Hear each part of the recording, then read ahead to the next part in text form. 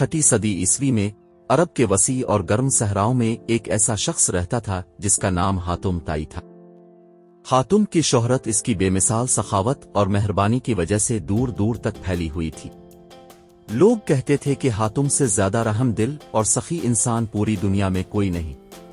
یہ واقعہ نبی اکرم کے زمانے سے پہلے کا ہے اور حاتم کا تعلق طائی قبیلے سے تھا۔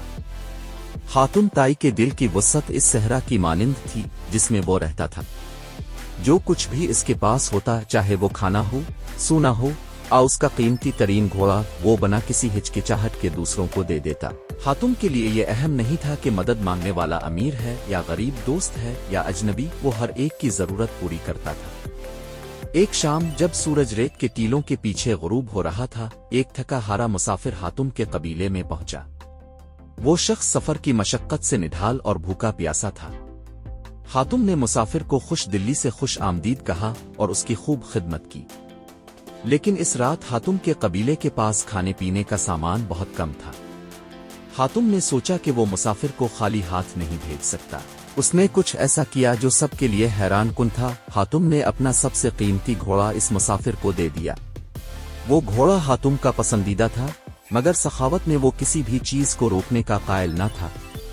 مسافر حیرت زدہ رہ گیا اور سوچنے لگا، بھلا کون ہوگا جو اپنا قیمتی گھوڑا کسی اجنبی کو دے دے؟ لیکن یہ حاتم طائی تھا جس کی مہربانی بے مثال تھی۔ حاتم طائی کی سخاوت کی کہانیاں اتنی مشہور ہوئیں کہ ان کا ذکر فارس، ایران، ہندوستان کے علاقوں تک پہنچ گیا۔ دور دراز سے لوگ یہ دیکھنے آتے کہ کیا یہ کہانیاں واقعی سچ ہیں۔ حاتم کے بعد اس کے بیٹے عدی نے بھی اپنے والد کی روایات کو زندہ رکھا۔ عدی ایک عظیم رہنما بنے اور نبی کریم سے بھی ملاقات کی۔ عدی کی شخصیت میں اپنے والد کی سخاوت اور مہربانی جھلکتی تھی اور لوگ انہیں بھی بہت عزت دیتے تھے۔